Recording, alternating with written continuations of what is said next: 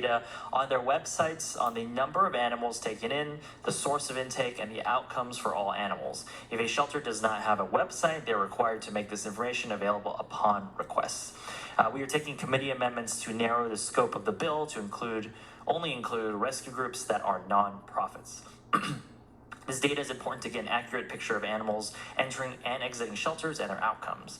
Californians care for the welfare of shelter animals, and our official state pet is the shelter pet.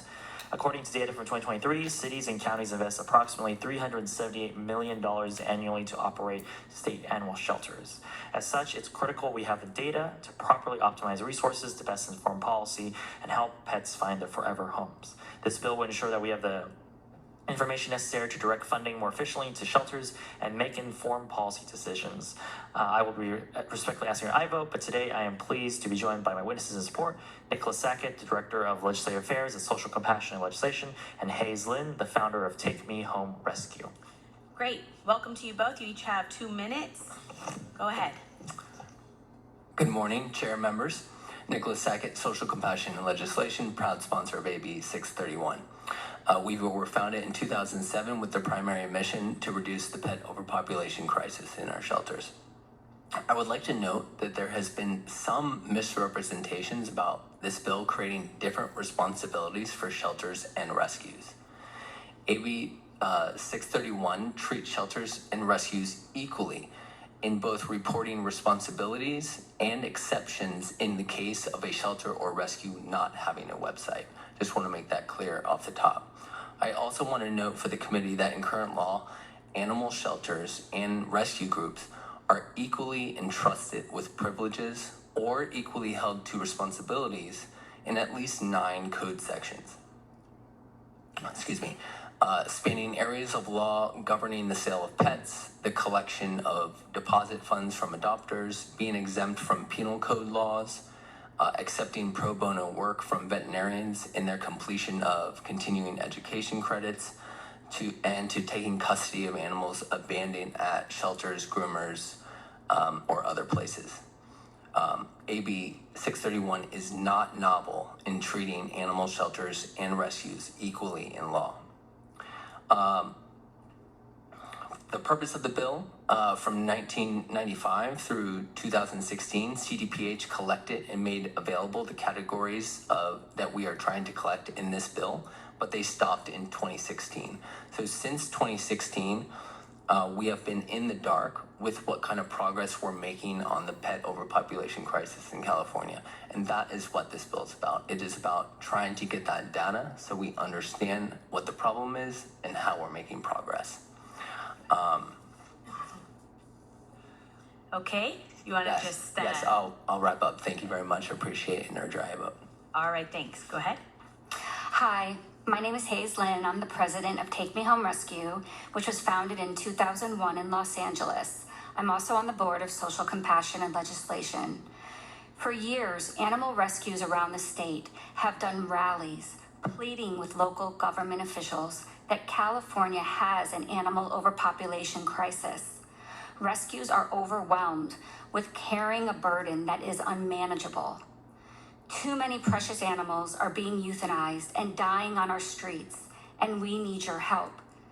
But without the numbers, we can't prove the crisis. This bill is not a burden. It simply asks rescues to post data that we should already have, like how many animals we rescue from the shelter, directly from the street, or from families who surrender their animals straight to rescue.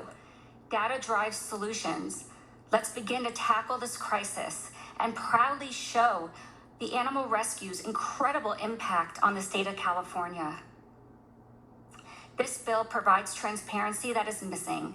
I ask for your aye vote so that every animal in need is counted and every life lost helps push change. Thank you. Great. Thank you so much for your testimony. Are there others here in support who would like to come forward with Me Too testimony, your name, organization, and position on the bill?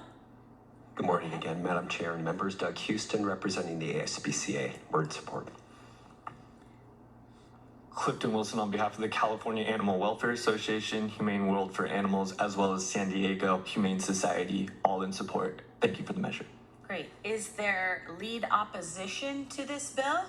If so, please come forward. You can come up to the table and you'll have 2 minutes each also.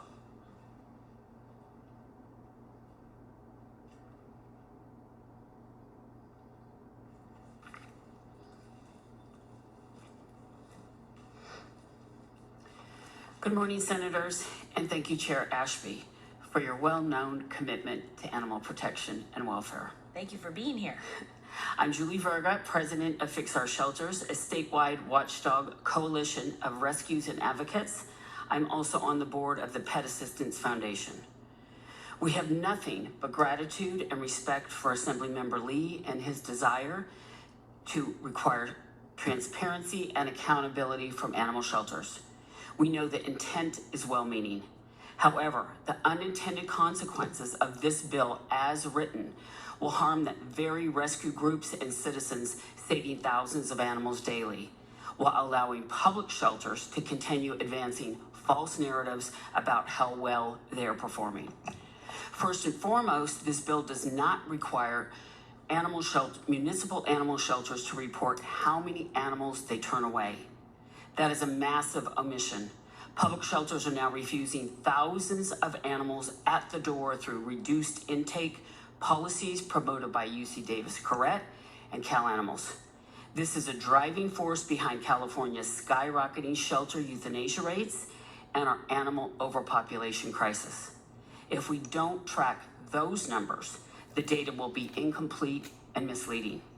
Second, this bill places an onerous reporting burden on already overburdened rescues, and these groups do not receive the millions in taxpayer funds or have access to the vast resources and infrastructure public shelters already have in place. Most shelters already use software that could easily be updated in a matter of minutes to include fields to track animals turned away and to provide a centralized system for rescues to submit data. Furthermore, this bill threatens rescues with criminal and or civil liability and could also affect their nonprofit status with the Attorney General if they are found to be non-compliant. We all want transparency, but it must start with taxpayer-funded shelters entrusted with protecting animals. In closing, Chair Ashby and committee members, please oppose AB 631 unless these vitally important issues are addressed. Thank you. Okay, go ahead. Good morning. My name is Elena Gaffney, and I'm speaking on behalf of 50 animal rescue organizations in California. I represent Animal Rescuers for Change group. We created this group to help rescuers to get their points across with legislature. We support the intent of the bill, but we have serious concerns about its current approach. We fully support mandatory reporting for municipal and contracted public shelters. Extending those mandates to small volunteer-run nonprofit rescues that receive no government funding raises multiple issues. The committee analysis and our conversation with the author's office confirmed that Shelter Animal Count is the planned third-party data aggregator. The new mandate threatens transparency, privacy, and public trust. Under threat of legal penalties, we are required to publish sensitive data only for it to be immediately harvested by a third party we don't control. This platform is not transparent, limits the public direct access to the original data set, while we lose oversight of how data used and represented, opening the door to misrepresentation and manipulation. Most rescues don't have the staffing, funding, or infrastructure to maintain public-facing 5-year database. These groups operate out of homes, with volunteers who already work 24/7 to care for sick and injured animals. Diverting time and resources to website maintenance could reduce their capacity to save lives. There are also serious legal concerns. Can the state impose detailed public reporting mandates on organizations that receive no public money to send data to third parties? We support transparency. However, we suggest a more reliable and safe approach to coordinate reporting through our partner municipal shelters using existing taxpayer-funded software. Rescues can regularly fill out reporting forms. We have no problem and we want transparency.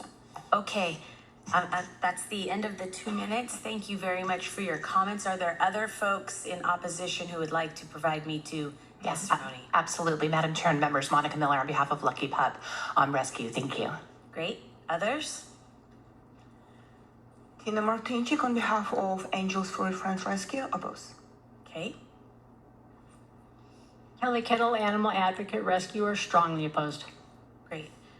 Okay, we will come back to the dais. Senator Strickland has comments. Any others? Thank you, Madam Chair. Assemblymember, I can't support the bill today unless opposition came forward. I find this is an unfunded mandate of nonprofits, and when you look at rescues, these nonprofits are responsible for taking more than half of the animals that are left in the shelters. And I happen to believe that if you put this burden on to these nonprofits, we're actually not going to save as many pets as we want to. And the goal here, I get the goal. I agree with your goal in terms of having the data, but at the same time, I would support it if we actually funded something from the state to the nonprofits to be able to meet this mandate. But to just say the nonprofits, here you go, they're already there struggling as a nonprofit, as almost not all nonprofits are, and we'll actually save less pets if this bill was enacted in law as written today. So for those reasons, I can't support the bill, but I'm hoping that that some of my colleagues agree with me, and then we move this bill forward for the reporting data. But I would amend out, the rescue groups that are nonprofit, or put funding in there for those rescue nonprofit groups within the state, because it's an unfunded mandate, and the end result will be less pets will be saved if this bill was enacted as written. Other comments? Senator Choi.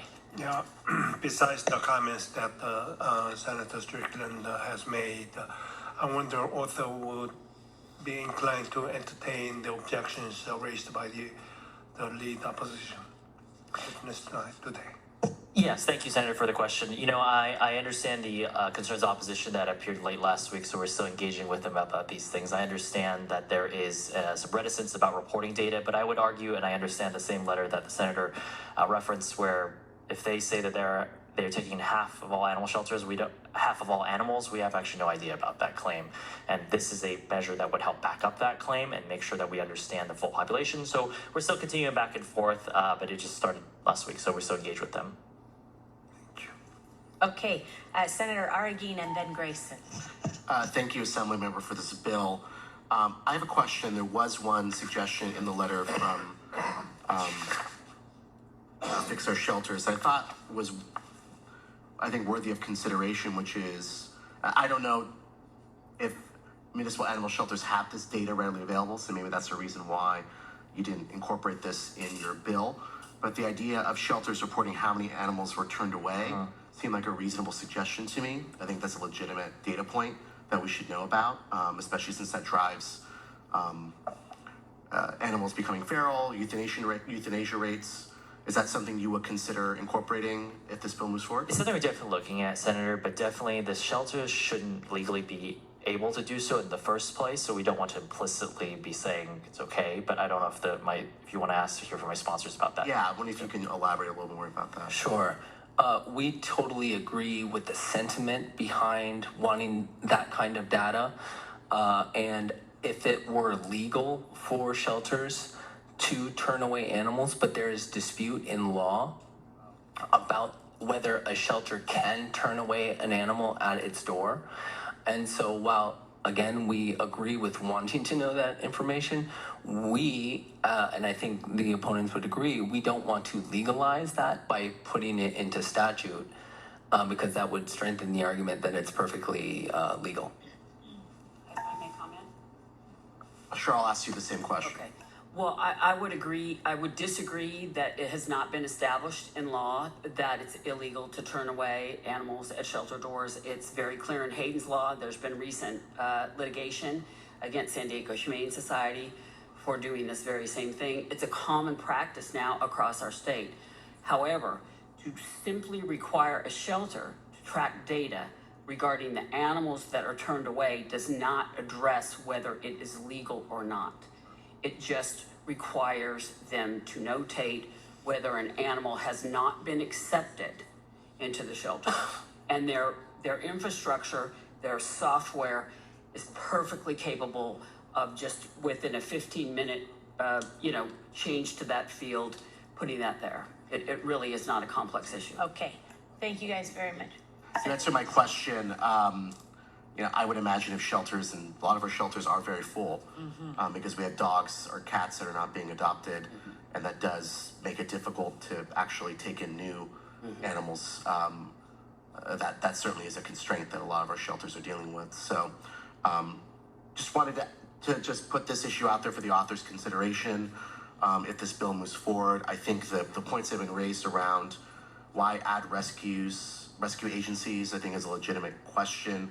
I certainly understand municipal animal shelters or government agencies or not-for-profit SPCAs, but sort of nonprofit grassroots organizations may not have the same capacity to report that data more regularly. So I'll stop there. Thank you. Those are excellent points, right on the, sound like a mayor.